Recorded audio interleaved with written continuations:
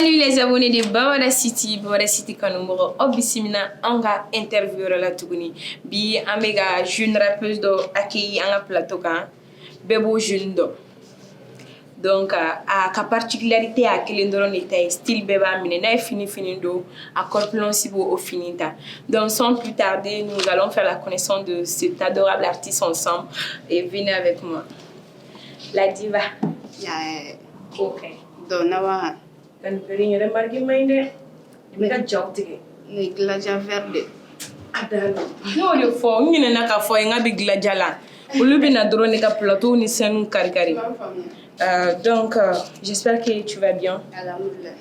OK. Il s'est gagné fin koro la diva est joint à l'état civil. Bon ni o koro la diva iko koro tumtumbia. Koro tumtumbia. Donc ne bugun ngai. Ne fa to Dauda Doumbia. Ne ba to Kajatu Kulbal. Voilà. La situation familiale mais to di il foule no. Il m'a foulu de bolo, denti bolo. Bon ma furu dentembolo. Obiga projet la kon. Nete musuya. Voilà. OK, en société ngonna muso dong di dala surtout rappeuse. Ayele no togo suku dola iba fo mogo ba fo gendo soit ani abe style munu ke est-ce que tu as pratiqué et aklinata jumo koka. Bon dans la vie beni janye fene tu vois. Fait ka de borike et ma femme. Et puis diengono ite se ka jabe. Iga ko ke tate se ka jabe. Et ma femme. Donc ni jarabe be duna figala. OK. Et ma femme. Donc ne ka style mo te wardinema. Par exemple, ebe kama edela kama flat ni ma okuruta muso finsa. Aish. OK, problème to la. Mais nala sona ne musodi. Nala sona beta. Ne me fin jarbe dum. Ne ka muso aklibula John me se ka fo ne che fin dum muso aklibula. E ma fama. Ne muso a fin dum ne che a fin dum a bebe mi. Voilà. Ika koro la diva. Ika ni diva in sur la togodi parce que niveau koro la diva koro bora koro tumna. Donc la diva. La diva sur la musique madame ni la diva indana. Qui est dora qui est la diva. Non, ni moyen ni sera donc kosebe yere tu vois. Donc papier dit to ako la diva. Comme na tout flemme. Mais il est rolike.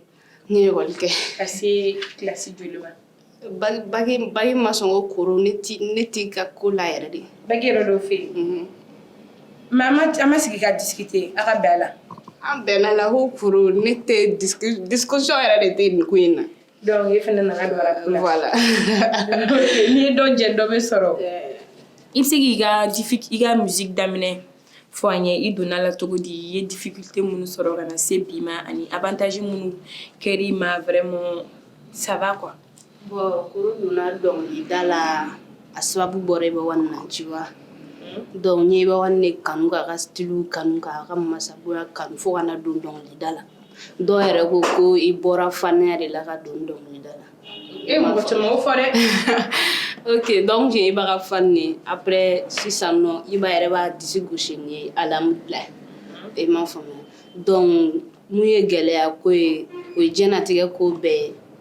ko ba be noya abin gele wati dola. Tu vois, ni gele do soro ina fo ni noya do soro. Nambu noya labi ko be dam na gele. Voilà. Comme il y a photo comme na ido to la do ya foko iba ka fanni do were ko qu'est-ce que iba matemeni pour que qu'il a se bima. Katemeni wa. Maso bamananga fa. Parce que dans la société comme ça, ni dem sen be faire rapport. Il faut que plus généralement ani korbalé doga comme do ke tugola pour que tu ga se ga lancer. Nanyo numéro phénomène. Bon ne koro de bay ima fama. Zoro fo ide no. Faut être nous. Et to kalama. Bon, faut être ne koro de bay a don ne nya artiste. Voilà. OK. OK. Il genre musical beba don ibara pour que. Mais est-ce qu'il s'est ressenti genre musical reconnana? I n'a fɔ jarabi dɔnkilida ninnu. Bon ne bɛ genre caman kɛ tu vois ni i bɛ genre kelen kɛ bi ko bi in na n'i taara genre wɛrɛ kɛ a bɛ fɔ k'i ye genre wɛrɛ kɛ tu vois donc ne bɛ genre caman kɛ jarabi b'o la conscient b'o la rap b'o la fɛn wɛrɛ b'o la mandɛmu b'o la ka fulo dɔ de filɛ yan Gilajaw tɔgɔ la. ok ka gilajaw de fasada bon a bɛna kɛ ne b'a dɔn gilajaw bɛ seni kari-kariw de kɛ ok an ka dɔ da sɛngɛ ko a tɛ kule n'an bɔra ɲinan ta in na an tɛna don a ɲɔgɔn wɛrɛ la tɛ kule n'a bɔra koro ta in na aw tɛna don a ɲɔgɔn wɛrɛ la denmisɛnw mana bɔ koro bɛ min makɔrɔlu mana bɔ koro bɛ min cɛkulu mana bɔ koro bɛ min musokulu mana bɔ koro bɛ min a samamusoba malirapu samamusoba u n'u ka sili kumunenba ne de bɛ wele nka naba musokuntigi tɔgɔ ta famaba rapesu ka famaba a wasalenba rapesu ka wasalenba a kulɔlenba rapesu ka kulɔlenba Ninaw tɛ kelen ye ni baw ma kɛ kelen ye wadenw tɛ kɛ kelen ye ninaw tɛ kelen ye ni baw ma kɛ kelen ye wadenw tɛ kɛ kelen ye tɛ kule n'an bɔra ɲinan ta in na aw tɛna don a ɲɔgɔn wɛrɛ la tɛ kule n'an bɔra kɔrɔ ta in na an bɛ taa nin tɔ fɔ an bɛ tila ka don kuma la ni ma nin ka ɲi tɛ dɔw sigilen don u bɛ sa de kɔfɛ kamera in kɔfɛ donc i ka famille ka regard kɛra jumɛn ye i ka nin décision in na i kelen ka fɔ bon n bɛ fɛ ka kɛ dɔnkilidala ye bon n bamuso ka côté la ale yɛrɛ de tun bɛ wari di yan tu vois donc ale ma problème sɔrɔ a la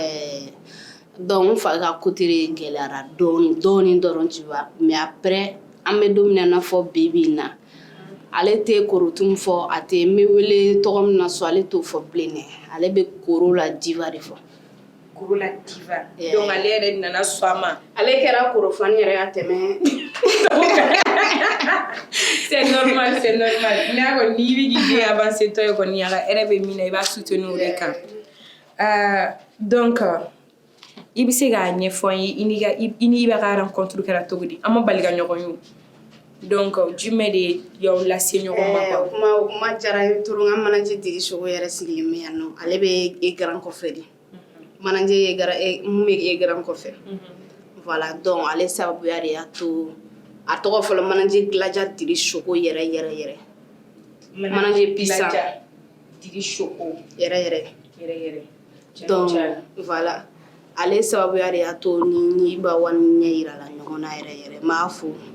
voilà b'a fɔ mais a nana I wele dɔrɔn ko koro na ka taa Iba fɛ yan non juste Iba ka clip tournage de tun kan ka kɛ n'i ma fili Iba ka mɔnɛ bɔden clip bɔ waati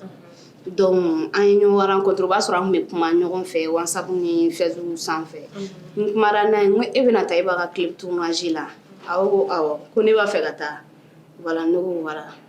donc an ye kow fɛngɛ an taara Iba ka clip tournage la kow daminɛ cogo filɛ o kɛra ne ni Iba siɲɛ fɔlɔ ye ka ɲɔgɔn donc mɔgɔw nana fɔ waati dɔ la I tun bɛ ka Titi den ka dɔnkili segin a kan a ka yugubaya donc ko I tɛ se dɔnkilida la k'i bɛ se dɔnkili ka segin dɔnkili kan k'i bɛ se o de la Oroya kɔnɛ yɛrɛ ɲuman na ko ni seginna dɔnkili yɛlɛmalen kan ko de bɛ lamɛn ni ne y'a dɔn ko n ka fanu bɛ n ka dɔnkiliw lamɛn ne dɔn cogo di Yaroba sɔn tɛ ou bien jumɛn o tɛ sɔn yɛlɛmalen yan donc o sɔn yɛlɛmalen e ye ne dɔn ou bien donc ne b'a fɛ mɔgɔ wɛrɛ ka ne dɔn ne bɛ sɔn wɛrɛ de yɛlɛma sɔn yɛlɛma in tɛ yan Oroya ko ne ko an t'a dabila an t'a dabila e bɛ I ɲɛsin ne ma ne m'a fɔ ne m'a fɔ mɔgɔw de y'a fɔ sɔn yɛlɛma tɛ yan parce que I bɛ ko de kɛ diɲɛlatigɛ ko bɛɛ ye intérêt de I bɛ ko de kɛ ko min b'i ka fanu ka di I ka fanu ye ko min ka di I yɛrɛ I m'a faamuya donc c'est pas parce que o de man d'u ye sinon ne ye sɔn caman kɛ mun tɛ sɔn yɛlɛmali ye n'i y'a ye u bɛ ka fɔ ko koro ye sɔn yɛlɛma c'est que o de diyara u ye bon a tɛ Gilaja an kɛlɛ ta dɔw ye a y'o dusu Da, ay ji doni ga ko jigila. Koro, tu me bi inspiré ouais artiste tu me bi inspiré. Bon, mɔgɔkɔrɔbaw de bɛ ne inspiré bamanan sɔn tu vois. Parce que n yɛrɛ ka genre caman yɛrɛ bamanan sɔn de. I m'a faamu bamanan sɔn de bɛ ne inspiré. Par exemple, tonton Abdoulaye Diabaté, voilà, ainsi de suite. Ok. Mais rappeur denmisɛnninw na ouais i minnu b'i ɲɛ disons olu mɔgɔ si tɛ minnu b'i la inspiré. Fo n'a kɛra bɛ wani sunu. I yɛrɛ ka maître ba. Voilà. Donc kañ k'i inspiré. Munna i ye musique choisi i kelen ka bagi bon i ni bagi kelen ka fɔ k'aw tɛ ɲɔgɔn fɛ. Munna i y'i tilen musique ma i ma taa baara wɛrɛ kɛ passion de kun don depuis i ka dɔgɔn ou bien. Ne ye dɔnkilida kanu daminɛ n kɛlen ka bagi fɛngɛ ne ni n terimuso dɔ de dɔnkilida yɛrɛ an y'an sigira ka discuter n ka sɔn fɔlɔ ni Maria Lova ne n'o de sɔn da mais an bɛ don min na i n'a fɔ bi a mansaw ma sɔn a y'a bila tu vois donc ne n'o de ye dɔnkilida décision yɛrɛ ta mais a don yɛrɛ anw sigilen don ka e b'a ka sɔn de lamɛn i b'a ka mɔnɛbɔ den an bɛ ka sigi a kan ko est-ce que an tɛ nin remix kɛ yan donc an taara dɔ fɛ yen ko ka biri d'a ma o taara denmisɛnninw ka téléphone o taara o bitini dɔ ɲini ka na d'a ma an sɔnna o biti ye koyi an taara an ye o biti bɛ ka mun fɔ an ma ko denmisɛnninya jugu dɛ mais après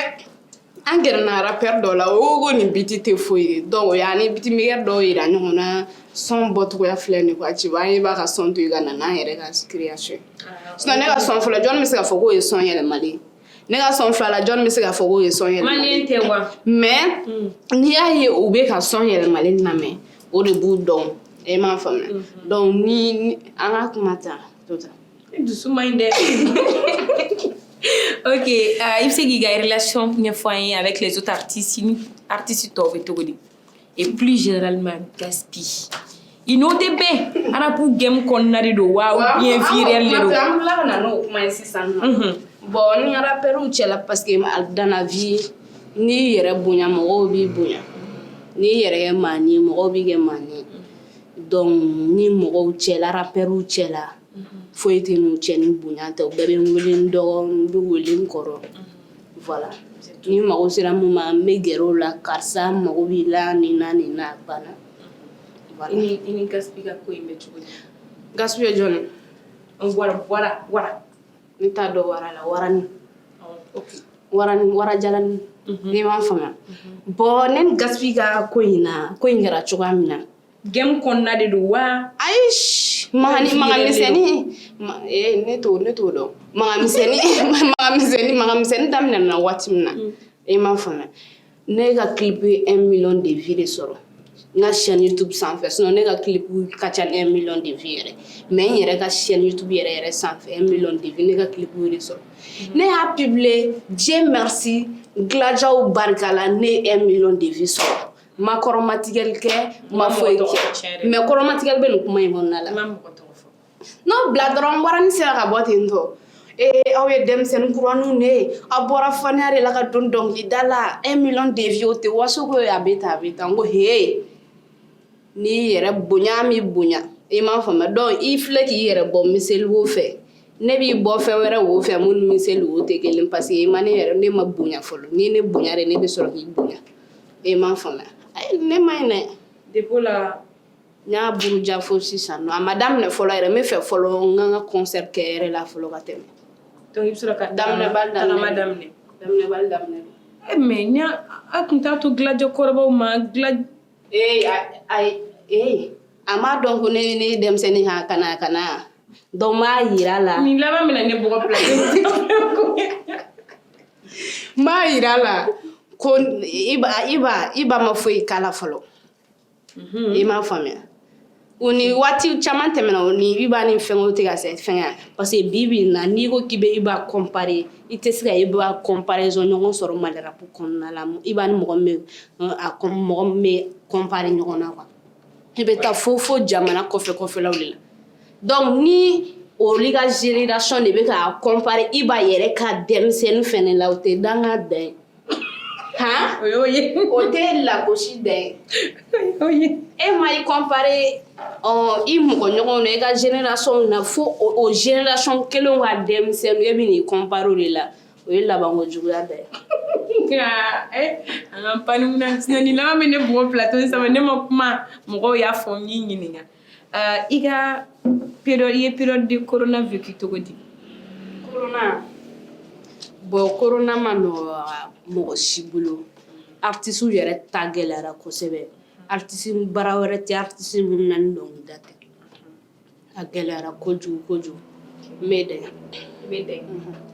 komi i y'a fɔ cogo min na baara wɛrɛ tɛ dɔw la ni musique ta tɛ e dun musique de y'i ka activité kelen dɔrɔn ou activité wɛrɛw b'i bolo bon actuellement musique de ye n ka activité yɛrɛ yɛrɛ san ni e tun tɛ artiste e tun bɛ kɛ jumɛn ni e tun ye bac sɔrɔ sa ni bac tun ka bɛn a kan ne tun bɛ kɛ journaliste i n'a fɔ journaliste mais ni journaliste n'anfiginw ko tɛ dɛ journaliste minnu bɛ mɔgɔw bila ɲɔgɔn na ayi nin ye kɔrɔmatigɛli ko da ye an b'o la ne yɛrɛ fɔra mun fɔra n bɛ kɛ journaliste ye c'est tout o de tun ka di ye mais ni dɔ ma ɲɛ dɔ bɛ ɲɔ voilà ok jɔn y'i dɛmɛ k'i yɛrɛ surpasser k'a fɔ koro i danyɔrɔ tɛ yan i bɛ se ka tɛmɛ nin bɛɛ kan o ye n ka manager Claudia Dirichou ye c'est comme si ne ka manager kɛra i n'a fɔ ne ni a bɔra kɔnɔ kelen de kɔnɔ i m'a faamuya parce que manager dɔw filɛ nin u b'a fɔ ko n dɛmɛ n b'i dɛmɛ i yɛrɛ b'o dɛmɛ dɔn n bɛ kuma to dogo la i bɛ n dɛmɛ n b'i dɛmɛ i m'a faamuya bon ne ka manager ma ko mɔgɔ sugu ye ne ma bɛn n'o manager ye ne bɛnna ni manager min ye ne bɛnna ni n yɛrɛ dɔ de a y'a yira n na n yɛrɛ dɔ de hali ne bɛ taa concert mun na m'a fɔ parce que bɛɛ bɛ falen i m'a faamuya n'a kɔni tora nin cogoya la an bɛ tantɔ de i m'a faamuya parce que dans la vie ni nɛn bɛ kɛ i n'a fɔ mɔgɔ tɛ adamadenw fɔ ɲɔgɔn kɔ an tɛ n taala de la an ka bila ɲɔgɔn na wa sinon an bɛ don min na i n'a fɔ bi ne bɛ se k'a fɔ ne ka manager n ka ko bɛɛ n ka in kɔnɔna la i m'a faamuya hali n'an taara i tɔ n ka nin ko ni walawala dɔɔni soyez pressés an bɛ yan fo sini donc hali n'an taara concert kɛyɔrɔ de la yɔrɔ ni dɔw ka manager bɛ pressé artiste yɛrɛ ka concert sɔrɔ n ka n ka bɔ fan sɔrɔ joona ne ko manager ye nin minɛ a b'a fɔ ko ale ta bɛ na don dɔ la minnu bi tɛ kelen donc n bɛ foli di a ma a n'a ka famille bɛɛ merci o manager sugu ka dɔgɔ Bamakɔ yan dɛ donc an bɛɛ bɛ jɛ ko a manager fo Dirichou ko est ce que i bɛ se k'i ka projet laban ɲɛfɔ an ɲɛ album la ni an sɔn suma ko la fɔlɔ ayi sɔn suma ne ka mistake k'a tɔgɔ kɛ ladalako ye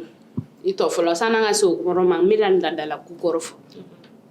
ne ye ladalako fɔ i b'a fɔ k'an ka fɛn kɔrɔlenw i m'a faamuya donc ladalako n ye miiri bi na an bɛ don min na i n'a fɔ bi an ka ko kɔrɔlenw tununi i m'a faamuya donc n ye miiri pour ka ban ne tɛ se ka na n'an ka ko kɔrɔlenw ka na imposer parce que tubabuw bɛ ka na an ka bamananfɛnw ta ka taa n'a ye sanu ka ba la ne dun bɛ bamanandugu de la donc sanu ka ba la ne yɛrɛ bɛ dɔ bɔ ka n da ni n kun ni n kan bɛɛ fɔ o ko la donc ladalako kɔrɔ filɛ nin ye n nana n ye première partie bɔ o ye 8 morceaux ye n ye deuxième partie bɔ le 28 novembre tɛmɛlen o ye 11 morceaux ye donc double album yɛrɛ de don mais n y'a kɛ mixtape de mais est ce que album wɛrɛ donc album wɛrɛ projet bɛ yen n'Ala sɔnna o ko bannen ni n girigara bɛɛ mana ban sisan an bɛna album ko daminɛ dɔɔni dɔɔni parce que diɲɛlatigɛ ko bɛɛ ye dɔɔni dɔɔni donc maintenant n kɛlen don ka denwuli de labɛn n ka mixtape la denwuli n kɛlen don ka denwuli belebeleba labɛn n ka mixtape la a bɛ bɛn le 11 vendredi min filɛ ka na le 11 décembre don dɔ ka bɔ don tɔw cɛ la kuma kɔrɔba ye dɛ anw ye bamananw Mais il da do concert na muy poussé k'a kɛ le 11 décembre plus précisément. Bon date de benama e fait quand yeso man mourir de quand mita ko date ñina ou jumedi e yiga kuma kora de boyira donc le 11 ay ato fengen la je doron ka date bo ka be ama tu vois la situation to wa fene jate le 11 décembre avec le palais de la culture communale à partir de 18h bella jelinga bo Glato be faro. korola ma fo ka Michel Kalamba fengen de yoro zina ma mugumuguri yoro na karla mi siga repare yoro na mugumura John Mini jo na ki ba repare Moshi. Donc moshi tuna se ka concert ke bli. Le 11 décembre yoro iba ka concert iba to 26 mars yele mana ka iba mars ni me yele ma ka koro ka voilà e ma fama na inja ma fo karsa ni accepter avec concert ke pa na inja atikala wara ngon ko tere No kele kadi numi akele mo maga ne yɛrɛ ci ne jo t'a la ya fɔ ne ma le 11 décembre ok yoro ama fo ka be le 11 décembre ama fo ka be don malerapu histoire la ni be don Mali histoire de la malerapu tere ni be don Mali histoire de la am modin ta ol ba fo don do temena le 11 décembre bena 2020 ma Corolla diva ka concert kera palais de la culture comme la make ko deni de Claudia ko yɛrɛ fura dama tɛ ko denni ye o donc ni ne ko kabako siri kabako be glajaw be siran parce que comme me nale ko deni tɛ ni a siɲɛ fɔlɔ ye rapesi denmisɛnnin ka palais de la culture ta ni a siɲɛ fɔlɔ ye muso denmisɛnnin ka palais de la culture ta ne ba kabako siri kabako be le 11 décembre Tim Glajaw grand complet de be i m'a faamuya et puis artistes bɛɛ lajɛlen welelen no jeli yo comédien o rappeur yo bɛɛ welelen no le 11 décembre donsara 200 400 ni mɔgɔ min ye 400 tigi ta Jibuguni o ye n ka sponsor officiel ni concert in Jibuguni kelen bɛ di mɔgɔ fɛn fɛn 400 tigi ta Jibuguni kelen bɛ di u ma k'i sɔn sumaya i ka t'i ka artiste lajɛ kabako bɛ yen quoi tellement que a yɛrɛ b'a dɔn concert in bɛ ka kɛ cogo min na a bɛna kɛ cogo min na hali a tɛ ka se k'a ɲɛfɔ le 11 décembre donc les fans ito le 11 le 11 décembre kabako bɛ n palais kɔnɔ i bɛ ka kabako in fɔ dɛ ne ka ko bɛɛ ye koba de depuis ne nana Mali rap kɔnɔna la ne ye kobaw de kɛ rapesi ka 1 million de vues sɔrɔ wara ni y'a si bɛɛ kɛ rap kɔnɔna la a ma deli ka 600 000 vues sɔrɔ fɔlɔ kuma tɛ k'i bɛ toucher 1 million de vues la 13 ans de carrière ne rap daminɛ i yɛrɛ ma ɲininka o la ne rap daminɛ 2017 ka na bila 2020 na ni 3 ans 13 ans de carrière de bɛ ka na comparer 3 ni barika t'i la 13 ans de carrière bɛ se ka na comparer 3 ans de carrière la cogo di ni m'a faamuya donc Glaja ka ko bɛɛ barika de b'a ko bɛɛ lajɛlen le 11 décembre ni ala sɔnna ma don do ka bɔ don tɔw cɛ la ne 1 million de vues sɔrɔ mɔgɔ ma rapesi ma deli ka kɛ ne taara Mauritanie ne ɲɔgɔnna comme ça i ka bɔ Mali kɔnɔ ka taga Mali jamana wɛrɛ kunna wolo jamana wɛrɛ kɔnɔ a fɔlɔla ne la e m'a faamuya waso tɛ yɛrɛ parce que a bɛ fɔ ko Glajaw bɛ yɛlɛfɔ kɛ non non nin tɛ yɛlɛfɔ yɛrɛ nin ye kɛnɛ ka da de vis-à-vis ne taara Mauritanie wara ne taara Mauritanie a taara photo taper e m'a faamuya mais problème t'o la le 11 décembre an ka kumakan ta les fans Glaja fans Glajaw kanubagaw donc sortez massivement c'est le 11 décembre donc Kɔrɔbɔ palais de la culture la Corolla diva de ka concert mondial de bɛ yen k'a bɛna taga ka taa palais mugumugu de parce que u sɛgɛnna kari-karili ni fɛn na mɔgɔw bɛ ka réparer mais sinon k'u bɛna mugumugu de ticket c'est 1000 francs et 2000 francs ni mɔgɔ min ye 2000 francs ticket ta u bɛ zi kelen d'i ma i k'i sɔn suma n'o ye donc aw tɛ bɔ an bɛɛ bɛna kɛ nin don kɔni an bɛɛ bɛ bɔ et puis k'u ka bɔ joona parce que fanu b'u réclamer kosɛbɛ ko artiste tɛ bɔ joona tu vois donc e bɛ se ka bɔ ka taa fanu jɔlen sɔrɔ da la olu ma don fɔlɔ soit fanu dɔw yɛrɛ ma na fɔlɔ k'i bɛ t'i ka concert kɛ an bɛ don min na i n'a fɔ bi u bɛ hali n'i ka salle i b'a ka 26 mars fara tewu mais o taara partie 20h a tɔgɔ 20h imanji bila ko awɔ k'i b'a ye poto tapé n'i y'a fɔ ne ɲɛna k'i b'a ye Gladia ye poto tapé i bɛ da la i m'a faamu donc bɛɛ lajɛlen ka bɔ joona depuis 18h pile a ye bɔ joona parce que palais concert bɛ bila joona donc bɛɛ lajɛlen ka bɔ joona à partir de 18h pile a ye na ka taa va i tɔ dɛ le 11 don jan tɛ bilen dɛ vendredi min filɛ ka na vendredi don bi tɛ bi ye don jumɛn bi ye lundi mardi mercredi jeudi vendredi a bɛ don Mali histoire kɔnɔna la dans 3 jours 4 jours de don non 4 bon 3 jours 4e jour ye concert yɛrɛ donc bɛɛ lajɛlen ka bɔ vendredi don vendredi min filɛ ka na n b'a fɔ ka ɲa pour que aw k'a faamuya parce que ko ko bɛna don Mali histoire la o tɛ ko den ye donc bɛɛ lajɛlen ka bɔ le 11 décembre c'est vendredi à partir de 18h ni Ala sɔnna kabako bɛ yen o kabako bɛ yen kabako siri kabako bɛ yen le 11 décembre palais kɔnɔna la artiste bɛɛ wililen don. an yɛrɛ ka kamera bɛ ka siri ɲɛ an kamera bɛ ka siri ɲɛ non n tɛ kɛlɛfɛ bi ma n tɛ kɛlɛfɛ. ok insulte jumɛnw de la ka f'i ye mɔgɔ dɔgɔya kuma jumɛnw de la ka f'i ye n'a digili la i yɛrɛ b'a dɔn ko tiɲɛ don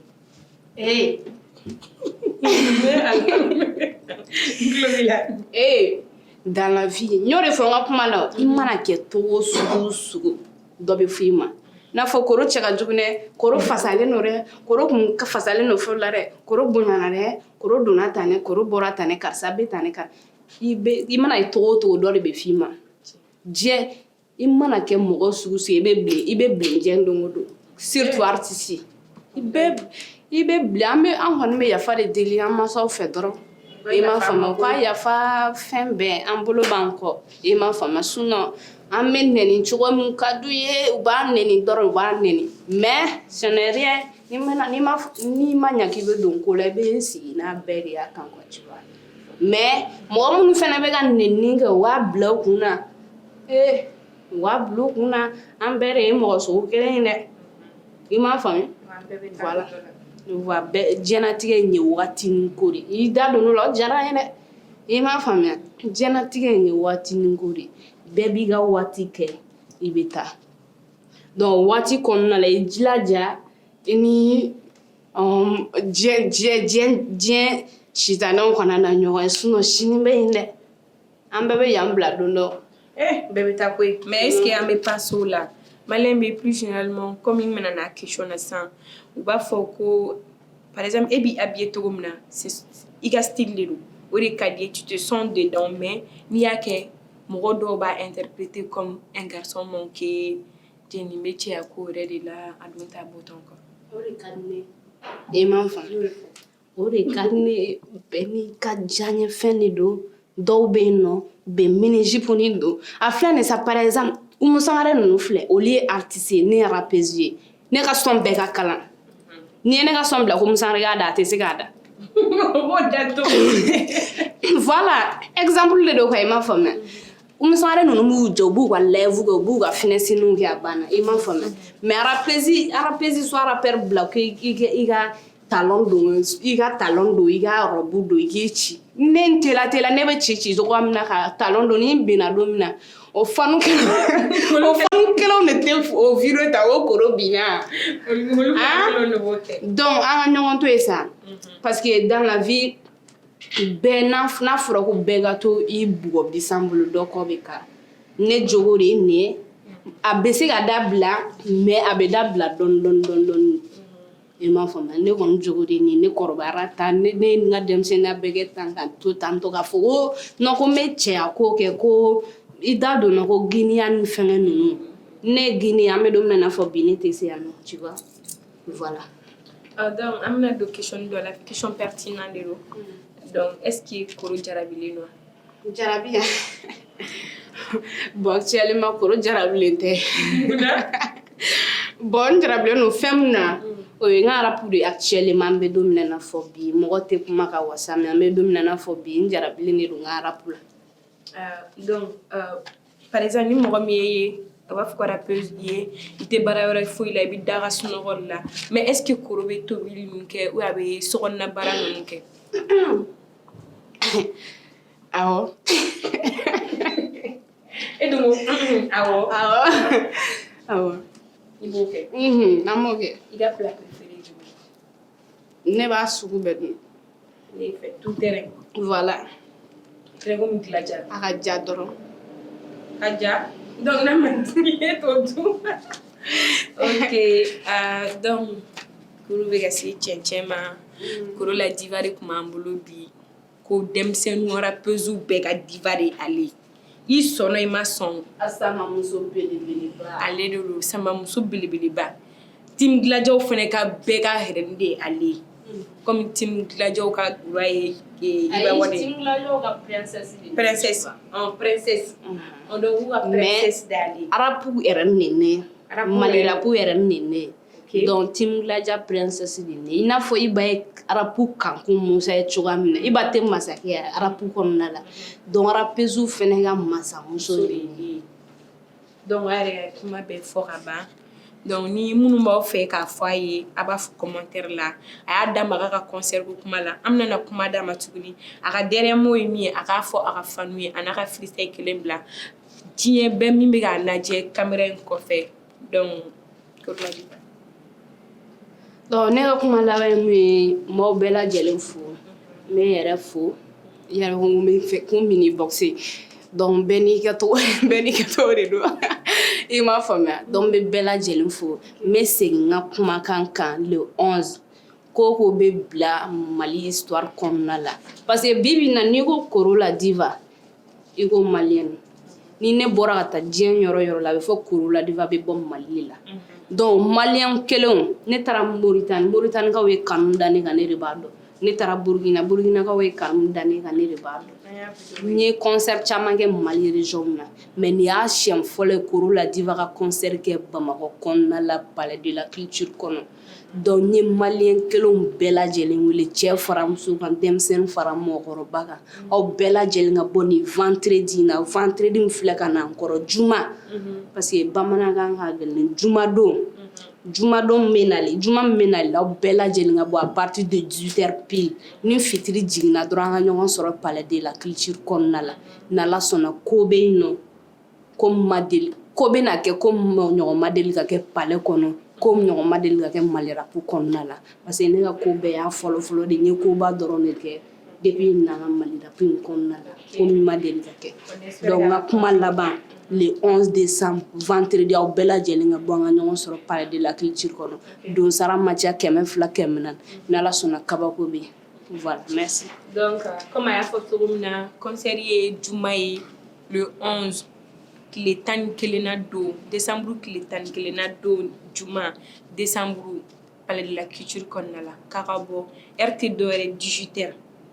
a b'a fɔ k'u tɛ bɔ joona u yɛrɛ de ko k'a ka bɔ 18h donc parce que Palais concert bɛ bila joona sortez massivement tickets tɛ dɔwɛrɛ 1000 francs 2000 francs ala ka n'aw dɛsɛ k'o don Team Gladiaw ko la donc n'a bɛ fɛ ka Team Gladiaw yɛrɛ complet pura bɛ kɛ yen princesse bɛ kɛ yen a n'a ka nɔfɛmɔgɔw bɛɛ k'aw ɲɛnajɛ a don donc ni ne tun ye interview in ye an b'a bila yan nɔ si vous avez aimé n'oubliez surtout pas de vous abonner de liker et de partager bisous à plus.